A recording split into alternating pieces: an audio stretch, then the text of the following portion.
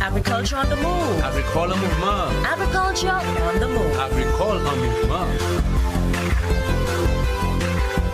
Agriculture on the move. Agricole en mouvement. Agriculture on the move. Agricole en mouvement.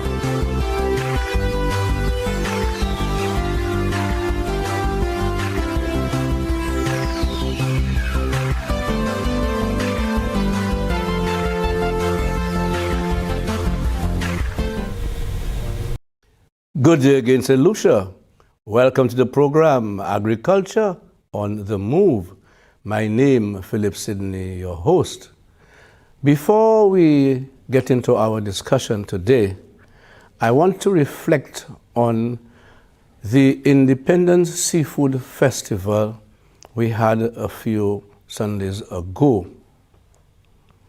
On behalf of the Minister responsible for agriculture, fisheries, food security, and sustainable development, the Honorable Lucia Jawair, together with our Permanent Secretary, Mr. Bradley St-Ange, and also the Agri-Events Committee, together with, in collaboration, in fact, with the Independence Committee, co-chaired by the Cabinet Secretary, Mr. Degazo, would like to say thank you to St. Lucians who patronized the activity.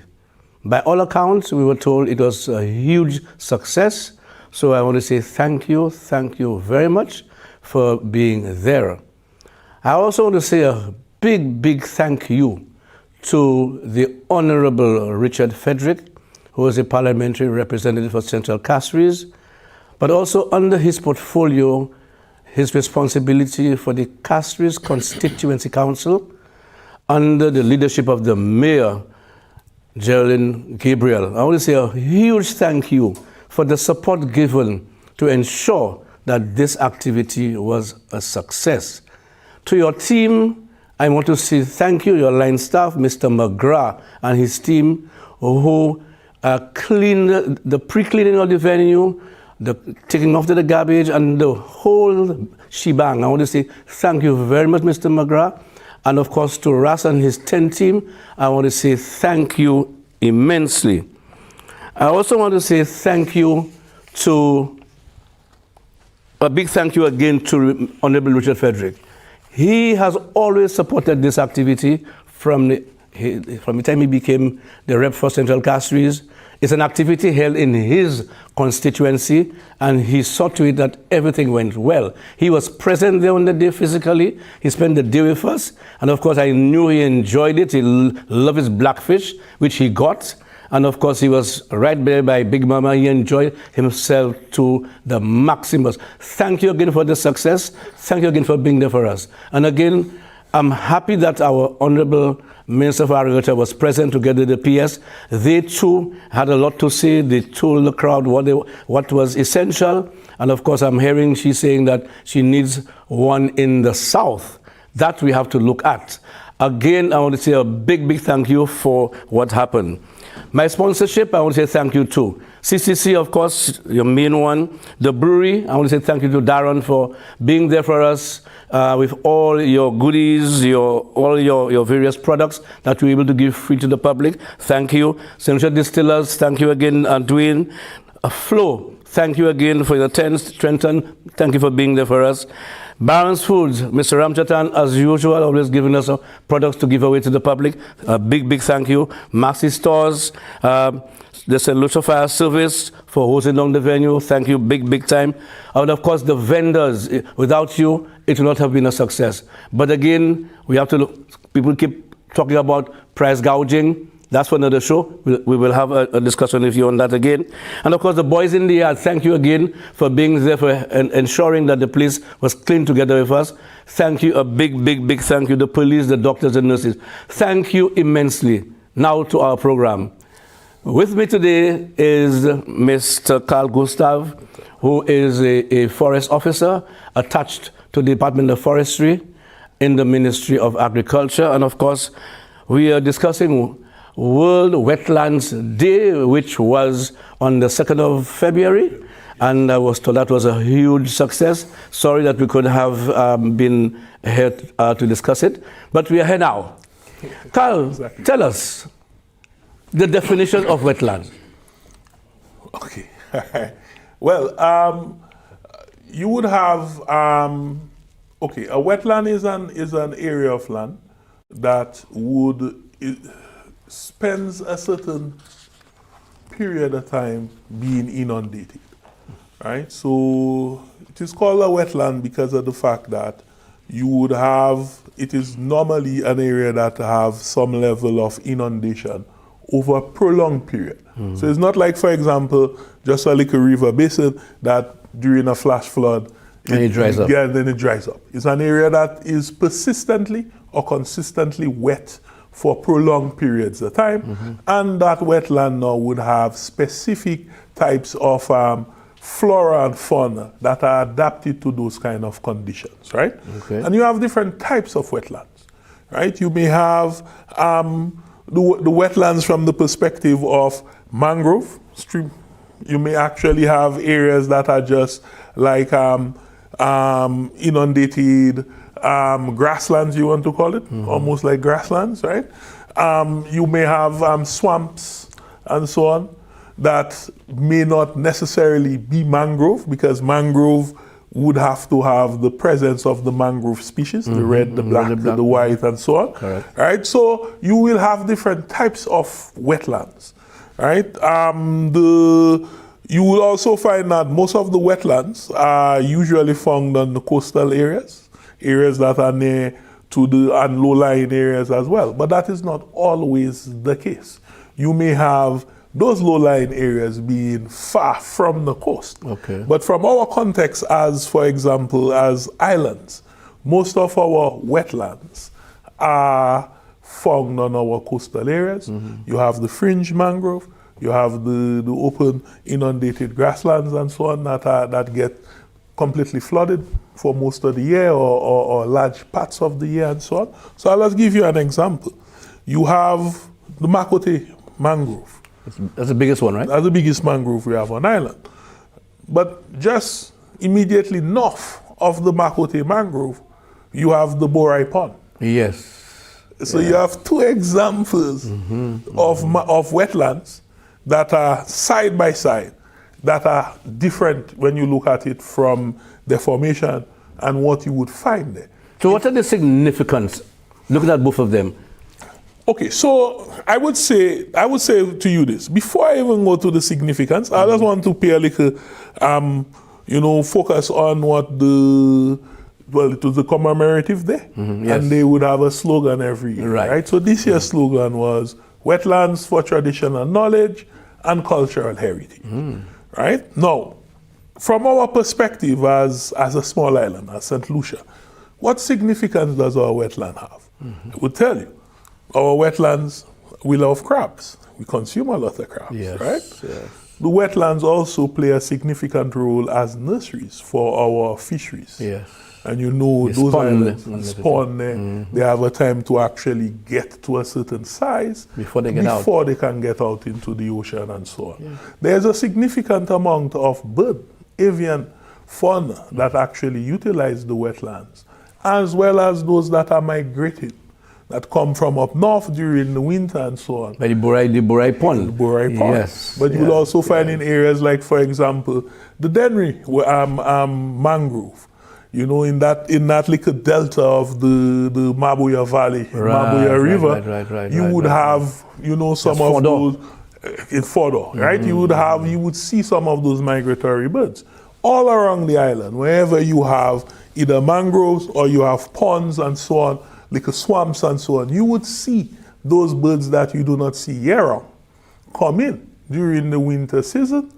They have their spawn, they make their young, and they raise them, and then they migrate. They migrate. And they come back again. And they come back again. Just like the sea turtle. Yeah, just like the sea turtle. So, and that is important. So it means that those wetlands are part of a global system, habitat, that supports, those type of fauna and so on.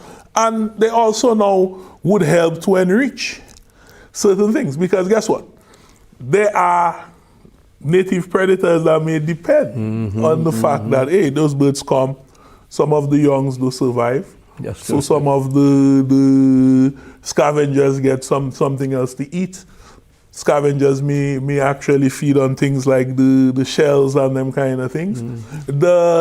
The excrement from some of those migratory birds may help to, in the nutrient cycle. Correct. That Nitrogen helps, and so on. That keeps yes. the vegetation of the alive. pond alive. Correct. And support its own food chain. Yes, So that is important.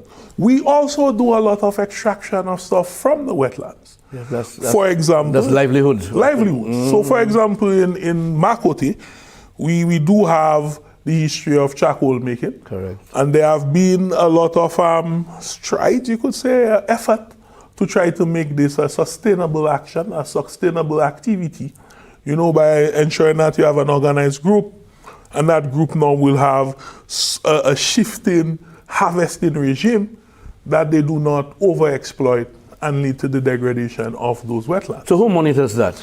Well, you have different agencies involved. You have the Forestry Department, but you also have the National Trust, right, involved in this. And one of the things, I will just take a few steps back before we move forward. Wetlands are important because they have also a very good reservoir of fresh water, right?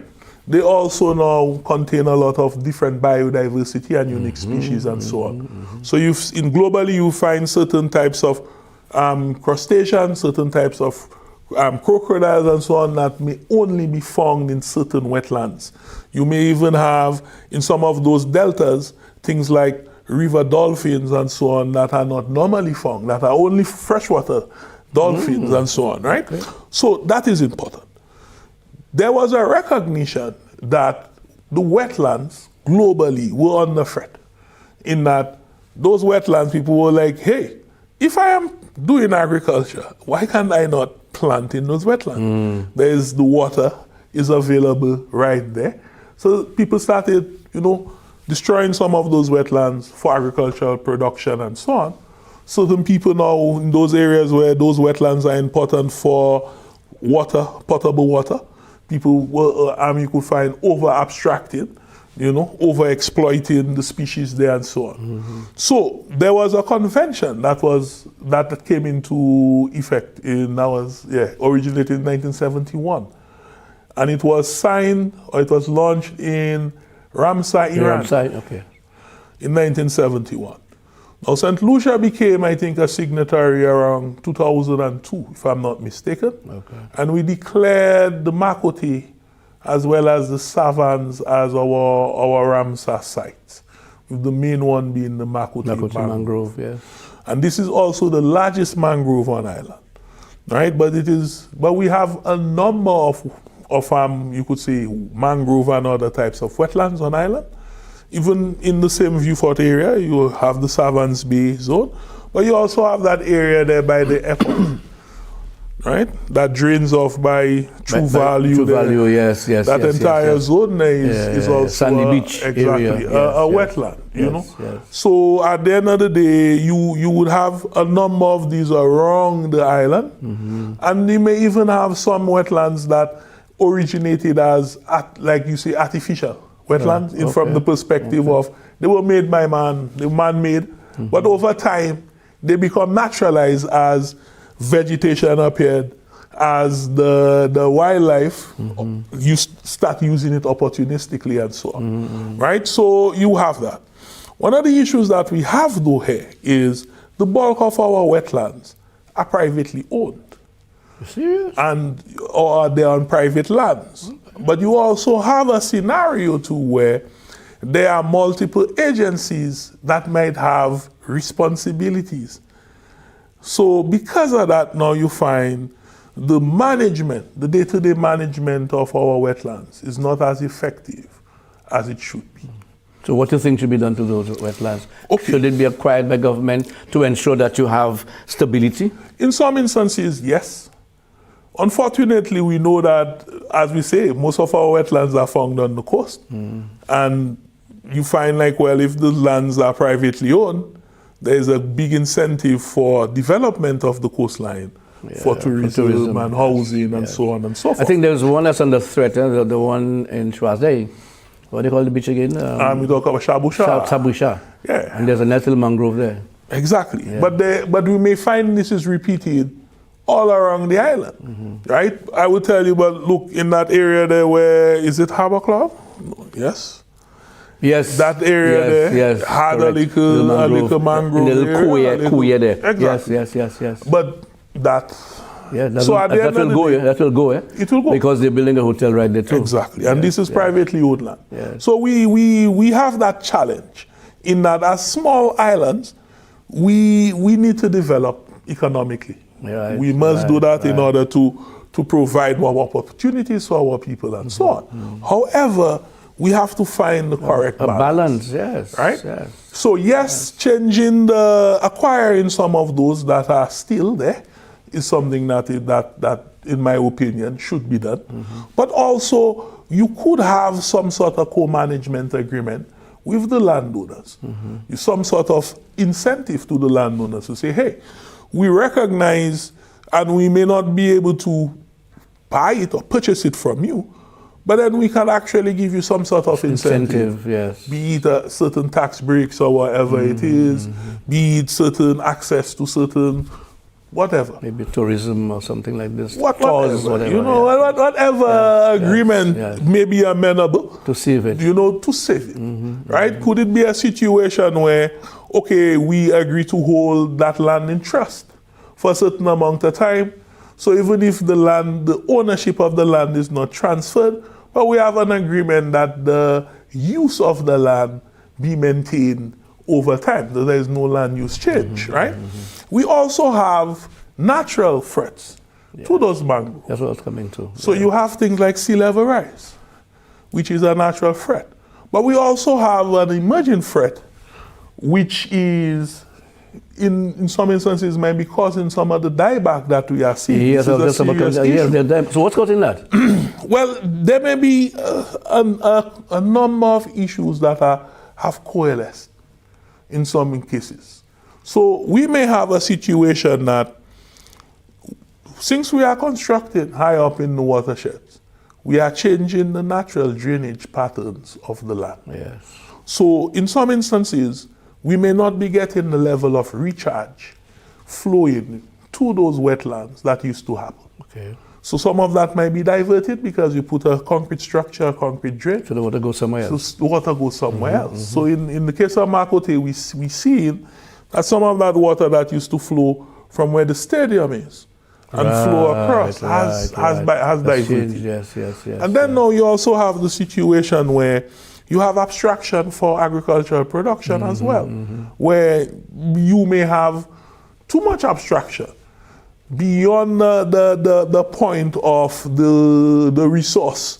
You know, what is left, what is needed for the basic ecological services to be maintained. So it affects runoff. So it's affecting everything downstream. But there's another factor too, which is the use of agricultural activities that is done. There's a slogan called from ridge to reef. Yes. That was under the Inola project, right? That is a concept, a landscape management concept, right? So a lot of what's happening out there is negative, will impact on the mangrove. On the mangrove, definitely. So you say ridge to reef. So for example, if we're abstracting too much water upstream, less water gets to the mangrove. Correct. One. Secondly, if we are utilizing too much pesticides, a lot of waste, solid waste and so on, that now will make itself to the wetland. And it goes then, it affects aqua life. Aqua life, you have microplastic getting back into our food chain and so on, and we ourselves get the impact. And don't forget the denuding of the forest. Exactly. So you have a lot of siltation. Coming so down. your reef will get silted. Yeah, get all of them things. Now, we also missing one other thing that we need to touch on is, in some instances too, there has to be a natural recharge also from the sea. Yes. So if you have a berm created on the beaches, that because you have less flow of the river cannot naturally burst that berm, burst that dam and allow the seawater to enter, then through management, we may have to intervene and say, okay, at certain times we may need to remove the berm and allow the tide, the seawater to mix and to recharge and to flush, right? Yes. So that might be some of the stuff that is causing some of the dieback that we are seeing. Because we had a similar issue. Let's give an anecdotal observation, if you want to call it. I was having a discussion with one of the forest officers, and we visited the Portway Beach in Prale. Yes, oh, yes. And he was telling me, but you see, Carl, them man had the berm there, and when the minister ended up, remove the berm, the silt. One time the mangrove that was experiencing a dieback actually started regrowing. Yes. They're saying, boy, we need to do that in Makuti. Right? No. But Makuti, I noticed some time ago you all are doing some replanting. Yes. How is that working? That did not go too well. Why? Because at the end of the day, the issue was not a situation. If it was a situation where, for example, it was, but the trees just reach the end of life cycle and you were not having enough natural regeneration, right? When we come and we plant, it means that, that we would actually do something like we do in enrichment planting, right? Correct, yes. But we recognize that it is an issue of the site. Either that is not getting recharged, either from the groundwater or from the sea, or it is also might be you have elevated heavy metals and so on. Is it the salinity going to be too high too? Could also be. So all of those factors are coalescing, but we need to at least start trying different things to be able to, but you have a checklist to say, okay, we did this. This did not work. Let us do something else, right? But again, as I was telling you, because you have multiple agencies responsible for different things, and no one overarching person or agency in charge to say, okay, we're doing X, so let us mobilize the funding to the X, and we will move to Y if X does not work. So is there collaboration, Carl? There is collaboration. So why the problem? It may be a cultural thing. Cultural? It may be. Because I mean, there's so many, agencies that are there to ensure, the activities work. So why is it not But working usually properly? what happens is, okay, if it is the two of us alone, that's fine. it may be easy for us to come to consensus. If you have, the more people you have at the table, consensus is harder to get at. Because you will have competing ideas, competing based on different lived experience or based on different how the science is viewed and so on and so forth. And so then people might be saying, hey, we do not have enough money for this. Who should raise that money? Okay. And then we talk for a year, 2 years, but the problem is getting worse, right? So these are areas that we must do some level of intervention to at least see whether or not, we can get some improvement. The problems that exist, is it unique to St. Lucia alone? No, it is not. That's a global thing. Just imagine you had the Aral Sea in places like Uzbekistan, Kazakhstan, and so on. And it was basically overexploited for growing cotton. So the fellas abstracted so much water from it. They actually destroyed the sea, destroyed that inland sea, which you could have considered a wetland, right? And now they're taking steps to revitalize it and so on, rehabilitate it. So the issue is, a lot of times we have short-term gains, basically being prioritized over long-term sustainability.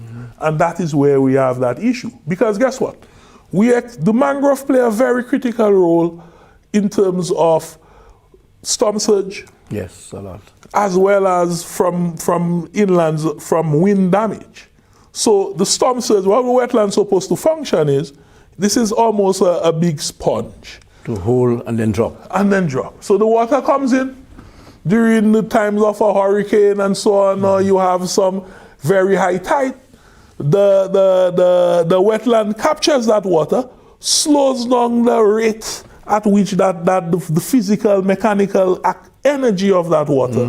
So the inland areas, the settlements inland, are less impacted by it. Yes, right. Secondly, they do the same thing now with wind. Yes. So this is an effective windbreak that will, distort the wind, cause it to go over the settlement that is Can behind cause more it. damage. Behind. So at the end of the day, when we remove the wetlands, when we deteriorate the wetlands, when we degrade the wetlands, we are actually impacting ourselves. But climate change plays a key role now. Eh? It does. What do we do to mitigate? So that I'm saying, if to mitigate, we would definitely have to rehabilitate, bring our remaining mangroves under better management, clear mandate as to who is responsible, and empower that person. There will also be the need for a budgetary support as well. Yes, big time. Because sometimes we say management, but then we give no budget. So we now depend only on grant being able to attract a project or the other. But those projects come with their own specific objectives and what they're looking for out of it. That may not always dovetail perfectly with our national interests and objectives. Right? So this is necessary. Rehabilitate where needed in terms of try to expand on the existing wetlands into areas that they used to historically occupy and so on. And education is one of the key roles, key components in making people understand, hey, but you cannot go and clear out the wetland just because you want to make some charcoal. Yeah, but there was a group down in Makote, of course. Yes, what call them again? The Opiko. The Opiko charcoal. Is that they still exist? They still exist in some format or the other. But are they involved in terms of the rehabilitation, replanting of the? Yes, they are involved, and they're critical because their activities is an additional pressure to what is happening in terms of the dieback and so on. Okay. So they are involved. And they can also now, as a non-governmental agency, non-governmental organization, attract funding that government cannot.